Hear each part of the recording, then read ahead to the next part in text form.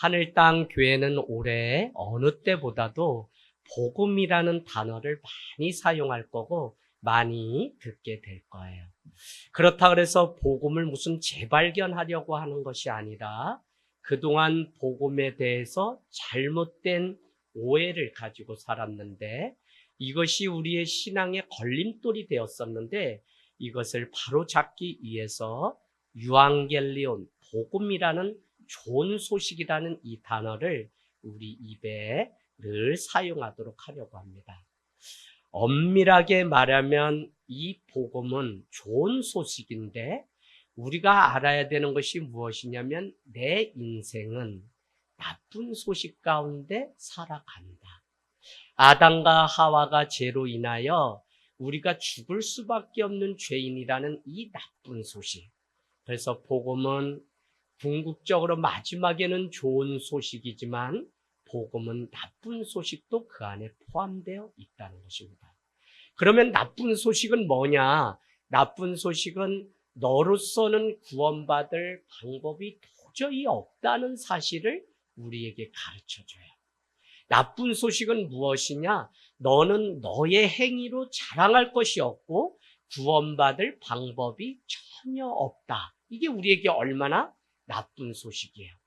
그러나 이 사실을 알 때 우리가 유앙겔리온 이 복음이 기쁜 소식임을 알 수 있는 것은 그것밖에 되지 않던 내 인생이 드디어 하나님의 아들 예수 그리스도가 오심으로 구원을 받는 존재가 되었다라고 하는 비로소 그제서야 우리는 그래서 복음이 기쁜 소식이구나라는 사실을 알게 된다고요. 잘 따라오고 계시죠? 여러분, 그래서 복음은 나쁜 소식이 뭐냐면 너는 구원받지 못할 정도로 형편없는 죄인이라는 사실을 가르쳐주는 게 복음이고 또 한 가지는 너는 형편없는 사람인데 사랑을 많이 받은 죄인. 그래서 하나님이 그 아들 예수 그리스도를 우리를 위해 주셔야 할 만큼 너는 의로운 자가 되었다는 기쁜 소식. 이것까지가 복음의 총체적인 다 내용입니다. 여러분이 이 복음을 온전히 깨닫지 못하면 종교적인 삶으로 우리는 주일에 교회를 오고 가게 돼요. 종교적인 삶은 기쁜 소식 때문에 움직이고 예배하는 삶이 아니라 종교적인 삶은 두려움 때문에 우리가 그 일을 한다 그랬어요. 그 두려움은 다른 것이 아니라 마치 오늘 부적을 사고 오늘 정한수를 뜨고 오늘 산신령 앞에 제밥을 떠놓고 비나이다를 하지 않으면 오늘 너의 자녀가 죽을 거다라고 이 아이가 단명할 거다. 그래서 시골로 가면 갈수록 시골에는 많은 우상들이 종교적인 삶이 있어요. 여러분, 왜 굳이 이 말씀을 오늘 여러분께 계속 오래 고민하냐면 그동안 우리가 교회를 다니고 그동안 우리가 하나님을 믿는다고 다녔는데 우리도 이 사실을 구분해내지 못하면 교회를 온다는 것이 나의 소원 성취를 하거나 내가 바라는 어떤 것을 액땜하듯 그렇게 하기 위해서 교회를 다니는. 그래서 한국 교회는 기복신앙으로 다 빠졌는데 중요한 것은 코로나가 끝나고 보니까 얼마나 실력이 없고 참된 신앙인이 없냐면 기독교의 숫자는 절반으로 줄어들어서 14%. 유불선 중에 가장 많던 기독교는 코로나 3년을 마치고 가장 그냥 낮은 신뢰도도 가장 고등 종교라고 종교학자들이 분리하던 이 기독교, 종교가 아니에요. 신앙이에요.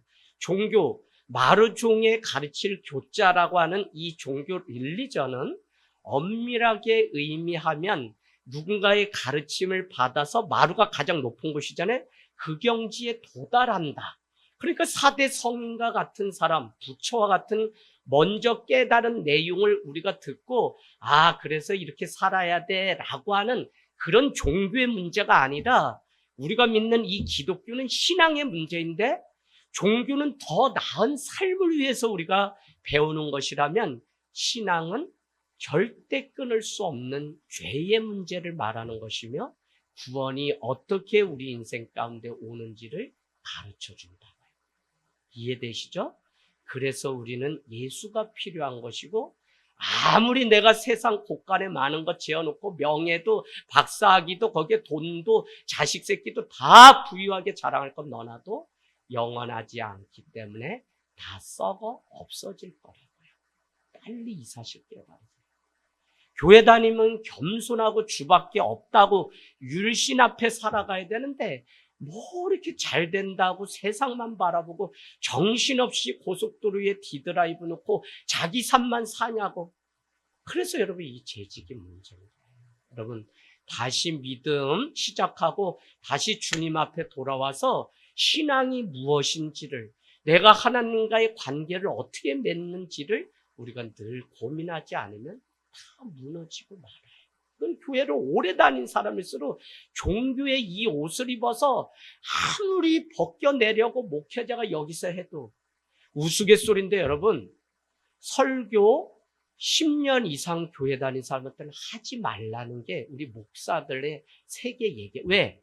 내가 이미 다 듣고 다 알기 때문에 더 이상 나는 들을 게 없다라고 생각하는 사람들이 10년 이상 교회 다닌 사람이라는 거예요. 이게 우스개 얘기지만 바로 종교의 옷을 입으면 우리가 이와 같이 형식적 습관적인 삶을 늘 살게 돼요. 자, 그러면 제가 오늘부터 좀 도전 몇 주 할 거는 뭐냐면, 예수를 믿는다고 하고 기독교를 믿는다고 하는데 우리가 왜 그러면 자꾸 이렇게 종교적인 삶을 살아가냐? 종교는 성경의 위선이라고 말하고, 위선의 대표적인 건 바리새인, 그들은 회칠한 무덤과 같은 자라고 예수님은 책망했는데, 그들은 그냥 율법도 준수하고 모든 거 다 해요. 그런데도 그들의 삶은 아무것도 없어요. 기쁨도 없어요. 즐거움도 없어요. 다만 판단과 불평과 불안만 있어요. 그러니까 누군가를 늘 힐난하고 비난했던 사람들이 바로 서기관, 또 율법을 준수하던 율법 연구자들과 같은 자들은 늘 복음이신 예수님과 부딪혔어요. 자, 그러면 오늘 왜 우리가 종교적인 삶을 사냐? 여러분 좀 잘 들으세요. 몇 주 계속 들으셔야 돼요. 우상숭배가 우리 안에 있기 때문에 그래요. 우상숭배는 다른 말로 뭐냐면 또 다른 신이라고 해요. 이건 뭐냐면 내가 만든 신이에요. 그래요. 교회를 다니는데 내가 복음으로 살아야 되는데 뭐가 다 걸림돌이 되냐면 자꾸 우리의 영안을 막는 게 우상숭배. 그걸 쫓고 다니기 때문에 우리가 계속적으로 어떻게 해요? 종교인의 삶을 살아요. 우상숭배 여러분 적어놔 보실까요? 우상숭배는 대부분 삶의 의미를 하나님이 아닌 하나님의 자리에 다른 것을 올려놓는 것이 우상숭배. 그럼 목사님 그걸 죄라고 얘기하면 되는데, 목사님 왜 우상숭배라고 하는 이 개념을 오늘 이렇게 말씀드리냐요? 죄라고 하는 게 여러분, 하나님 앞에 아담과 하와로 인하여 우린 죄인입니다 라고 하지만, 죄가 얼마나 재밌냐면 죄는 코에 걸면 코걸이, 귀에 걸면 귀걸이에요. 그게 나의 상황에 따라서도 그러지만 나라마다 달라요. 예를 들어 볼게요. 우리나라는 일부 일처제만 허용하는 나라, 법이에요. 자, 그런데 이게, 그래서 우리나라에서는 뭐 이렇게 뭐 하면은 시선이 따가운데 스캔들만 일어나도 문제로 여기는데, 자, 저기 아프리카나 오지에 가면 일부 다체저가 당연한 문화 속에 살아요. 그러면 그들한테 가서 너희 한 사람의 아내만 사랑하라. 디도서 우리가 주중에 나눴죠? 장로가 될 사람은 한 사람의 남편이어야 된다. 한 아내의 남편이어야 된다. 이걸 얘기하면 그들은 우리는 그런 거 안 통하는데 우리는 많이 거느려서 애들 많이 낳는 게 이게 복인데요 라고 얘기하기 때문에 죄라는 것이 문화적 상황과 상대적인 개념이 되어버렸어요.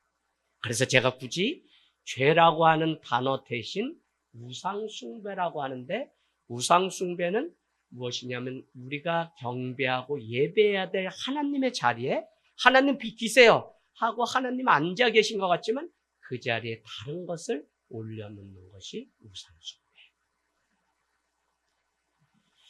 자, 이게 재밌어요, 지금. 그래서 복음은 표면적으로 드러나는 눈에 보이는 무슨 이렇게 돌 하루방 갖다 놓고 절했다. 그거를 우상이라고, 바알과 아세라 그것만 우상이라고 하지 않고 복음은 내면적 우상이 우리에게 있다는 것을 늘 말씀드려요. 그래서 바알과 아세라 목상 앞에 절하는 그들에게 너희는 빨리 회개하고 돌이켜서 주님 앞에 회개하라고 이스라엘 백성에게 내면적 회개를 우리에게 요구했다는 것이죠.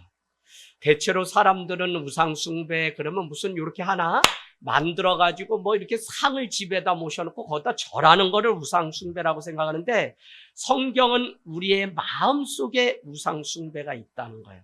머리에 뿔이 달리고 무슨 악마 그런 게 아니라 내 마음속에 하나님이 계셔야 되는데 그 자리에 다른 것이 앉아 있다면 그것이 우상이라는 거예요. 우리 고3 아이들 작년에 이뻐서 장학금 100만 원씩 지불하는 교회 없어요. 입학금이죠, 이 아이들. 근데 이 아이들이 작년에 막 우리 아이들 간증이 다 있어요. 얼마나 주중이라도 한 번이라도 나와서 주일 못 지키면 막 이렇게 하면서 몸부림치면서. 그래서 제가 뭐 아이들 어디 갔다 이런 거 여러분께 굳이 아는데 다 인서울의 좋은 대학에, 나 우리 교회 애들 희한해. 왜 이렇게 대학을 자꾸, 그럼 멀리 가잖아. 그럼 나 보지를 못하잖아. 그런데도 니들 이제는 20살 됐으니 마음껏 가서 니네 진짜 복음으로 깨질 거 깨지고 살아봐라. 그 7명이 서울에 다, 내 손가락 안에 드는 학교 다 갔어요, 우리 애들. 그러니 여러분 자랑할 만 하잖아요. 근데 저는 이게 자랑이에요. 이 아이들이 믿음으로 살고, 그래서 신앙장학금이라고 하는 게 무슨 대학 좋은 데 갔다 이거 여러분한테 어디 갔다고 제가 광고해 본 적도 없어요. 하늘 땅 교회는 그거보다도 여러분 자신이 하나님 앞에 예배자로 사는 거를 더 축복하지, 무슨 대학 그거는 한 목표일 수는 있어도 아무것도 살아보면 또 아니에요. 자, 그래서 공부도 하나님보다 먼저 그 자리에 있다는 건 우상숭배예요. 자식 새끼도 하나님의 자리에 자식이 앉아있다면 우상숭배예요. 돈도 건강도 심지어는 오늘날 그렇게 많은 사람들이 추구하는 행복도 우상숭배가 될 수 있어요. 자, 그래서 우상숭배, 그 복음은 마음의 동기나 우리 마음에 죄인데도 죄로 인식하지 못하는 것조차도 죄가 될 수 있다고 우리에게 가르쳐 주는 것이 복음이에요. 우리는 대체로 사람들은 우상을 눈에 보이는 것, 그러나 성경은 그렇지 않다고 말씀드렸습니다. 하나님보다 더 중요하게 여기는 것이 우상이다. 무엇이든 하나님보다 더 크게 내 마음과 생각을 차지하고 있다면 그게 우상 숭배. 하나님만이 주실 수 있는 것인데 다른 데서 얻으려고 한다면 그게 바로 우상 숭배예요. 오늘 내 안에 우상이 존재하는지를 우리가 어떻게 알 수 있냐면 여러분 써놔 보세요. 슬픔과 절망이라는 두 단어로 내가 우상 숭배를 하고 있는지 아닌지 제가 다 풀어드릴게요. 자, 슬픔, 살다 보면 슬픔. 슬픔은 내가 어떤 것을 이루려고 하고 바라는 것이 있는데 그것이 이루어지지 않는다 그래서 우리는 죽고 싶다, 다 끝내고 싶다 이러지 않아요. 슬픔은 슬픔 대신 다른 게, 가령 예를 들면 대학을 내가 가려고 했는데 떨어졌어요, 올해. 그렇다고 해서 내가 절망하고 막 죽으려고 하지 않아요. 왜? 누군가의 다른 말이 나를 위로하고 다시 나를 세우기 때문에. 근데 이 절망이라는 건 뭐냐면, 절망은 그게 이루어지지 않으면 죽고 싶어요. 왜? 하나님 대신 내 자리에 그것이 있는 우상이 이루어지지 않았기 때문에 나 같은 건 무익해, 난 살아야 소용없어, 난 해봐야 난 이룰 수 있는 게 없어 라고 자기를 비난하고 비판하면서 그렇게 살아가요. 이해되시겠어요? 회복 탄력성이라는 면에서 보면 절망은 절대 안 되고, 왜? 우상 숭배하던 그것을 이루지 못했기 때문에. 그래서 여러분 이 절망과 슬픔을 잘 구분해야 돼요. 두 번째, 내가 어떤 감정을 사용하는 사람인가를 보면 또 알 수 있다니까요. 예를 들어 볼게요. 내가 자식 새끼 더 이상 키워야 소용없어. 라는 거 깨달아서 믿음으로 사는 건 좋지만 자식이 나를 대신해서 무엇인가 이루어질 거라고 믿기 때문에 자식이 내 자리에 하나님보다 더 귀하게 여기는 그거, 사랑하는 게 죄는 아니죠. 그러나 자녀가 하나님 대신 그 자리에 앉아서 쩔쩔매는 집들이 너무 많아요. 그런데 이 자식이 20살이 되고 이제 자기 마음대로 산다 그러면서 막 떠나게 되고 부모님의 기대와 바람을 하게 되면 어떤 분은 더 살아서 뭐하나.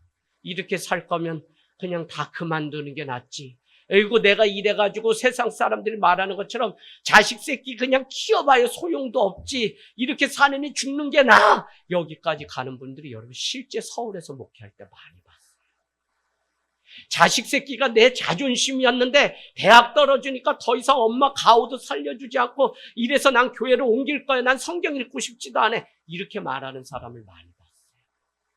이게 얼마나 부담이 되는지 외고를 나와서 4년 손가락 4개 안에 드는 대학은 분명히 가는데 넘버1이 아니면 나는 교회 가서 자랑하지 못한다고 엄마 아버지가 얼마나 성하는지 애가 시험을 3일 앞두고 가출을 해서 시험도 결국 못하고 교육 목사인 제가 걔를 찾아서 여기저기 그래서 결국 경찰서 가서 걔를 데리고 온 적이 있어요. 여러분 제가 드리는 이게 간단한 문제가 아니고 내가 정말 신앙인으로 하나님을 예배하는 자가 되지 않으면 오늘 여기 미나 가슴에 품었어요. 예쁘지. 근데 이 우상이 되면 문제가 얼마나 심각하게. 우상이 되면 벌써 하나님의 자리에 자녀가 앉고 그렇게 뜨거운 신앙이 다 소멸돼서 더 이상 예배가 형식적으로 돼요. 자, 그래서 가장 의지했던 것이 사라졌기 때문에 절망은 그것을 이루지 못하면 살 용기조차 포기한다. 그건 왜래요? 하나님의 자리에 우상이 앉아있기 때문에. 내가 지금 막 승질이 나요. 자녀 때문에 승질이 나요. 그런데 이것을 풀지 못하고 잠을 이루지 못하고 괴롭고 죽고 싶은 마음이 있다면 여러분은 자식 새끼를 원망할 게 아니라 내가 자식을 어떻게 믿고 살았는지를 점검하셔야 돼요. 그러고 보면 하나님보다 자녀를 더 귀하게 해요. 제 얘기 좀 하면 저는 유학도 내려놓고 다 포기했어요. 그 아버지의 기대를 이루어야 되기 때문에 국회의사당을 들어가야 되는 사람이고 그래서 늘 공부도 열심히 했는데 이제 사춘기 오춘기 막 오니까 그걸 이루기 위해서 내 삶이 그냥 답답한 그냥 이 닭장 안에 갇힌 인생은 되고 싶지 않아서 자유한 일을 찾다 보니까 글도 쓰고 시도 쓰고 이렇게 제 인생이 바뀌었어요. 근데 급기야는 다 해서 유학을 떠나고 아이 다 이렇게 해가지고 막 했는데 또 떠나지 못하고 계속 아침마다 전화 받으며 고민했던 게 뭐냐면 어머니 아버지 고생하면서 사셨는데 아들로서 어머니 아버지 소원을 들어드려야 되는데 아들아 너가 이제 미국 가면 내가 누구랑 전화하니? 그러니까 아침마다 이게 스트레스가 돼서 이제 곧 가야 되는데 또 떠나지 못하고 주저하는 제 모습을 보았어요. 여러분 이게 하나님의 나라의 일보다 더 큰 거라면 부모 사랑, 자식으로서의 도리, 나의 체면치레 다 우상숭배예요. 이거를 현대인들이 21세기의 도시에서 만문주의 돈을 쫓아가는 이 시대에 이걸 구분해내지 못하면 우리는 내 미래의 행복을 위해서 돈도 벌려고 하죠. 또 욕심이 생기죠. 또 늘 한 주 삶이 그냥 돈 쫓아다니다 많이. 자녀를 사랑하는 것은 선한 일인데 자녀가 우상 숭배에 두는 것은 부모가 그렇게 한다. 자녀가 실망시키거나 어긋난 행동을 하면 슬픔을 넘어 절망으로 가는 그 이유는 자녀가 알고 보니 우상이었기 때문에 그렇다. 배우자의 배신에 인생이 무너지는 것처럼 고통스러운 일은 없지만 그래서 성경도 교회도 나가기 싫을 만큼 절망스럽다면 그것은 배우자를 하나님보다 더 사랑하고 믿었던 결과라는 거죠. 우상숭배.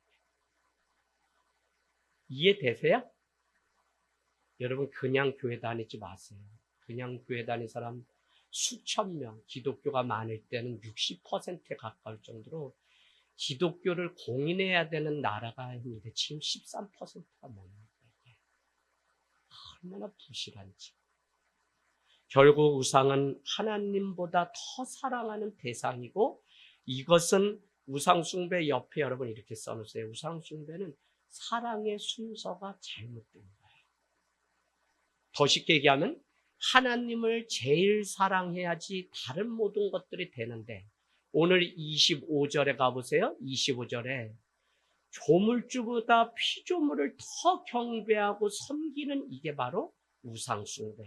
이 일을 위해서 어떻게 한다는 거예요? 23절에 보니까 썩어지지 아니하는 하나님의 영광을 썩어질 사람과 새와 짐승과 기어다니는 동물 모양으로 우상으로 바꿔놓았다고요. 그러니까 우상 숭배는 뭐가 문제냐면 결국 속아요. 나를 속여요. 구원받는 줄 알고 교회 다니는데 없어요. 왜? 썩어질 것들을 믿고 쫓기 때문에. 여러분, 내가 장로다, 목사다, 권사다, 그게 중요한 게 아니에요. 정말 온전한 복음 가운데 제대로, 제가 막 쓴소리 여러분에게 한다고 생각할지 모르지만 사실은 복음을 제대로 우리가 알면, 복음은 우리에게 바로 살리라고 하는 경책과 바르게 살도록 우리에게 준 것이기 때문에, 사탕 발림의 얘기를 여러분 오늘 뭐 기도하고 가서 로또 복권 해보세요. 여러분 아파트 당첨될 겁니다. 이런 거 설교하는 이 강단이 너무 잘못된 거예요.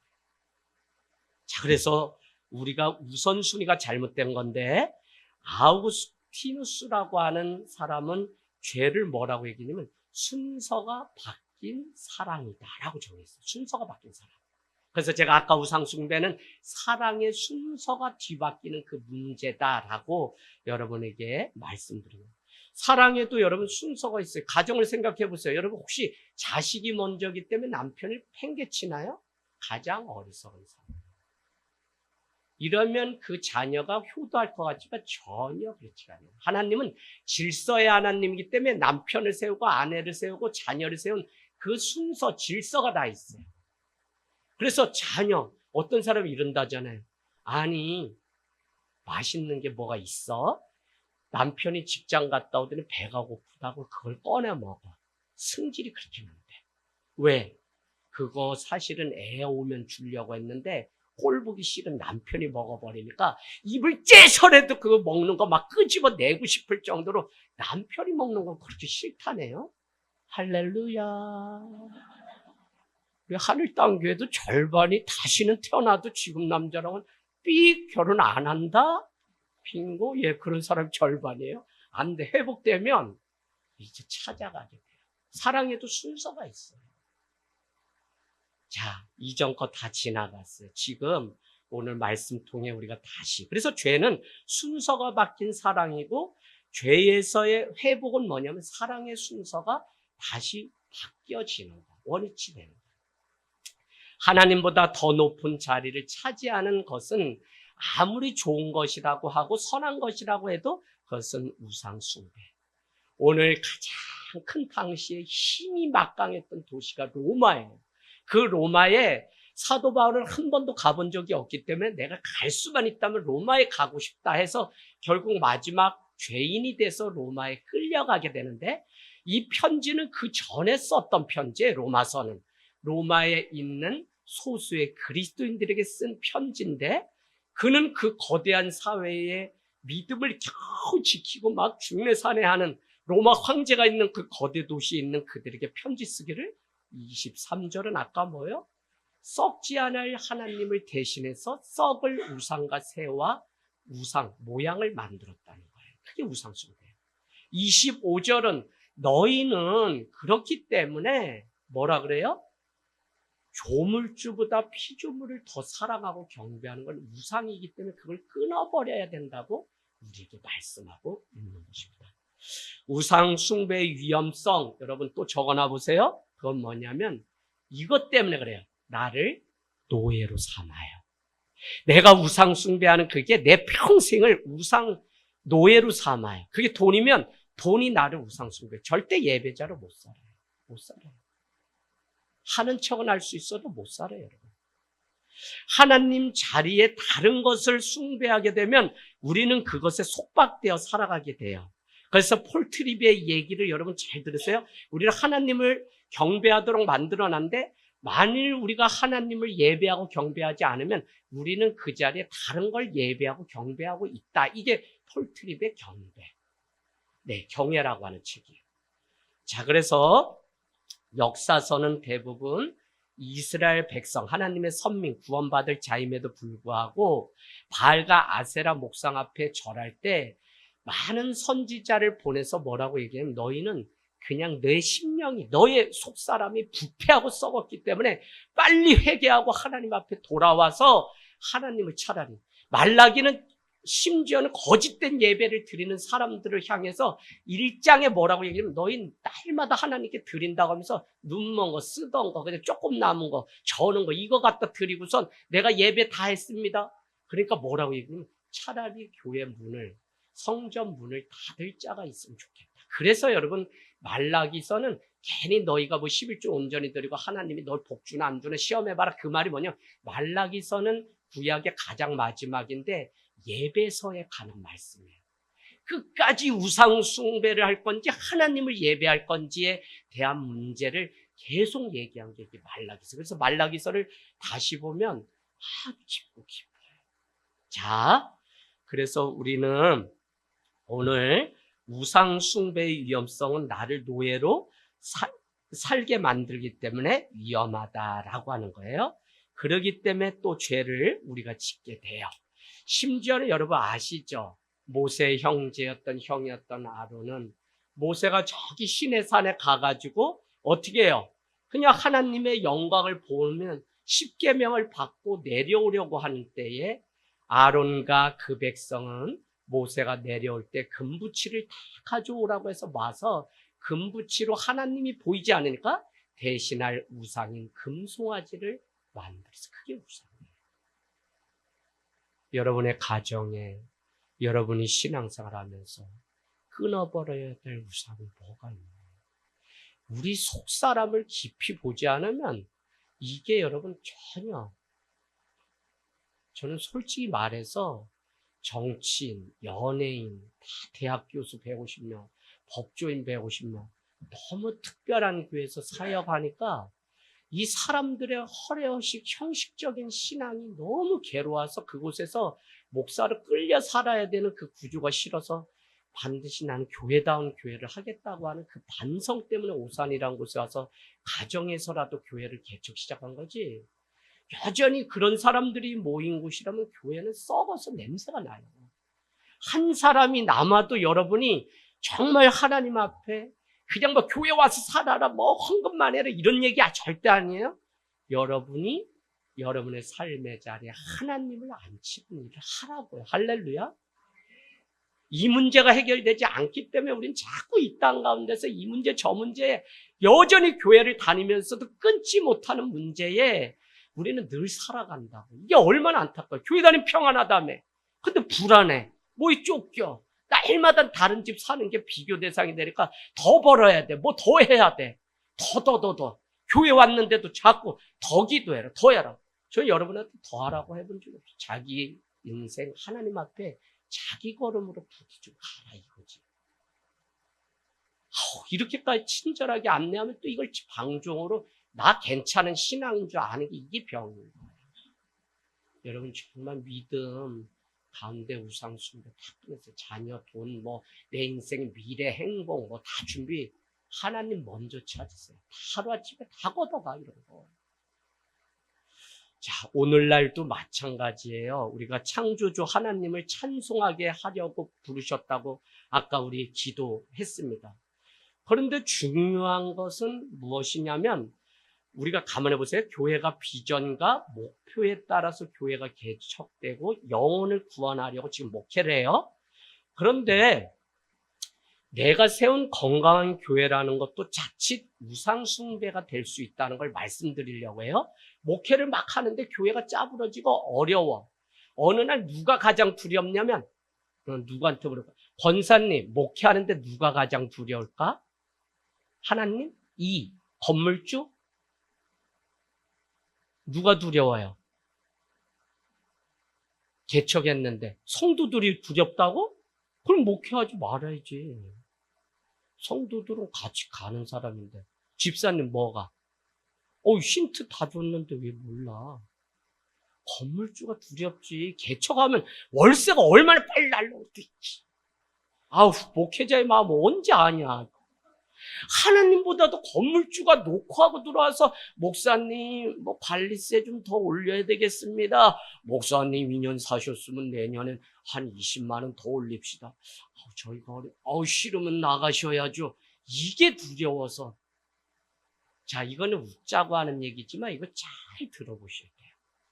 교회를 건강하게 세운다, 뭐 한다, 비전 세웠는데 교회가 부흥이 안 돼, 뭐가 안 돼. 그러면 목회자가 뭐라고 하면 나는 잘 못해. 하는 것마다 안 돼. 나는 개척이 나랑 맞지 않아. 내면의 소리가 자꾸 나에게 들려요. 그게 어디로 간다고요? 종교는 비난과 판단으로 간다 그랬잖아요. 아담과 하와가 죄가 들어오니까 뱀을, 아담이 하와를 원망하고 판단했다 그랬잖아요. 그래서 여러분, 내가 복음 가운데 살지 않는 사람 자꾸 다른 사람의 단점만 말하기로 좋아해요. 자, 그래서 보세요. 그렇게 얘기를 자꾸 하게 돼요. 그래서 다른 사람 비판 조롱하는데 집사님 뭐라고 하냐면 이렇게 한다. 저 집 옆에 교회 잘 돼? 아니 저 사람처럼 자기 모교에서 몇억 대주고 사람 막 한 50명씩 떼주고 이러면 누가 못해? 그럼 개척 나도 하지. 저 사람 지 실력으로 된 것도 아니야. 비난하고 비판하기 시작해. 성도들한테도 우리만 참된 보고 우리 교회만 진짜 여러분 몇 사람 없는데 계속 더 여기다 가둬가지고 막 그루밍을 시켜. 이게 여러분 남의 얘기가 아니야? TV에 뉴스거리에 교회 얘기 나오면 다 이런 이야기입니다.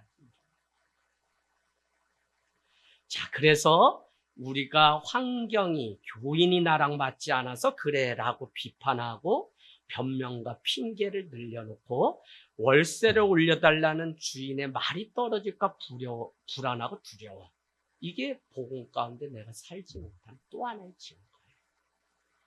때로는 우리의 신념과 목표가 우상 숭배일 때가 많이 해요. 돈을 많이 벌어서 우리 가족 건강하게 잘 살아야지 목표되어서 열심히 일해요. 그 일한 거에는 잘못이 없어요. 아무것도 한 것이 없는데 어느 날 이것이 더 이상 나에게 기쁨이 되지 않는다. 망했다가 아니라 돈 벌고 집 사고 이게 나에게 기쁨이 되지 않는다면 그 이유는 내 안에 지금까지 가지고 있던 목표가 우상숭배였던 거예요. 왜? 썩어 없어질 기쁨이 아니에요. 이거 경험했어요? 안 했어요?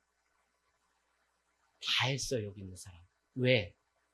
나는 이 자식 이렇게 해서 키우면은 이렇게 해서 나랑 살갑게 살 줄 알았지.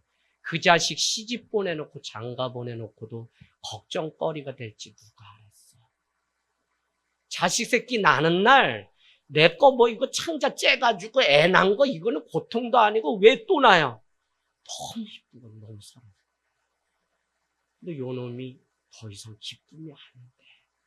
근심이 돼. 이놈이 이놈의 새끼야. 네. 일찍 안 들어오면 부모는 왜 안 들어오나? 자식 새끼. 차라리 저거 군대 있으면 좋은데 저거 왜 이러나? 나 이렇게 쉽게 그냥 막 조선팔 때 욕하면서 여러분 이해돼.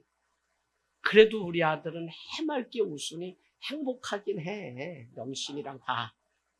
자, 우리 애들은 참 해맑어, 영혼이. 지 얘기하는지도 누구 얘기하는지도 모르고 그냥 주님 안에서 행복해. 그래서 이쁘죠. 자, 그래서 여러분 때로는 이 자녀 또 나의 감정을 좌우하는 중심이 되기 때문에 자녀가 나의 자존심을 지켜주는 마지막 보루로 생각하기 때문에 그래서 우상숭배했다. 그죠? 자, 이제 결론 냅시다. 자녀가 우상이 되면 내 대신 나의 꿈을 이루어줄 유일한 대상으로 여기고 뒷바라지예요. 근데 어느 날 이놈 새끼 때문에 분노가 일어나요. 폭언과 저주가 바뀌게 돼요. 가장 많이 후회하는 게 더 이상 자식도 믿을 게 못 된다는 말을 하게 돼요. 그래서 자기 신세 한탄을 막 하게 되는데 우리는 그때도 내가 그동안 무엇으로 살았는지 복음 앞에 내 인생을 분명하게 세워보라고요. 그러고 보면 자식 때문에 살았고, 돈 때문에 살고, 학업 때문에, 공부 때문에, 명예 때문에, 교회를 영혼 때문에 세워줘야 되는데, 이 교회 때문에 어떻게 해요? 자기 이름을 내달라고. 다 결과는 뭐냐? 욕심 때문에. 욕심이 우상이에요. 욕심 때문에 내려놓지 못하고 추한 일이 생기고, 욕심 때문에 건강 잃고, 욕심 때문에 행복이 불행으로밖에 다 우리 그래요. 하나님은 오늘 예배를 통해 잠깐 멈춰서잖아요. 여러분께 이런 예화 드렸죠. 여러분, 우리 인생에 빨간불이 없으면 좋은데 계속 쭉쭉, 그러면 200km로 막 달리면 다 사고 나서 죽을 거라고 얘기했어요. 빨간불이란 다음에 파란불을 기다리기 위한 과정. 그 과정, 잠시 멈춰서는 과정이 없으면 우리는 다 위험에 빠져요. 그래서 내 인생의 고난, 내 인생의 어려움이 다 나를 멈춰서게 하고, 특별히 한 주 거룩히 안식일을 지켜라, 안식 후 첫날 주일을 지키라고 하는 그 신앙을 따라 우리가 오늘 이 자리에 모인 이유는 뭐냐면, 내 삶의 브레이크를 가지고 스탑하는 시간이에요. 안식일은 뭐냐면 스탑이에요. 오늘 종일 주님 앞에 주님으로 인해서 살아가는 게 있겠어요. 근데 이거를 못하니까 내가 온전한 신앙이 못해요. 자, 탕후 하나님, 집 나간 탕자의 아버지 되시는 그 하나님, 돌아온 동생을 위해서 잔치를 막 열어주자 첫째 아들 형은 분노에 가득 찹니다. 말씀은 뭐라고 얘기하냐면 누가복음 15장 29절 가보실래요? 누가복음 15장 29절. 나는 이렇게 여러 해를 두고 아버지를 섬기고 있고 아버지의 명령을 한 번도 어긴 일이 없는데, 나에게는 친구들과 함께 즐기라고 염소 새끼 한 마리도 주신 일이 없습니다. 라고 얘기해요. 같이 읽을까요? 우리 29절 시작.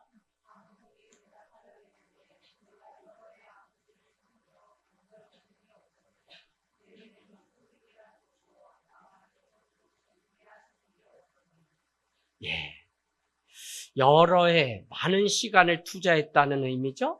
또 아버지의 명을 한 번도 내가 어긴 적 없는 도덕적인 선한 삶을 살았다는 게 첫째 아들의 고백이에요. 그는 선한 삶을 산다고 생각할지 모르지만 도덕적으로 자기가 아버지의 말에 순종했던 그것을 통해 어떻게 해요? 아버지를 조정할 수 있다고 생각했다고요. 종교는 뭐냐면, 종교적인 삶은 내가 하나님이 은혜 주셔서 하나님께 나는 순종합니다가 아니라, 내가 순종했더니 하나님이 복 주셨습니다 하는 나로부터 출발하는 건 종교적인 신앙이라고요.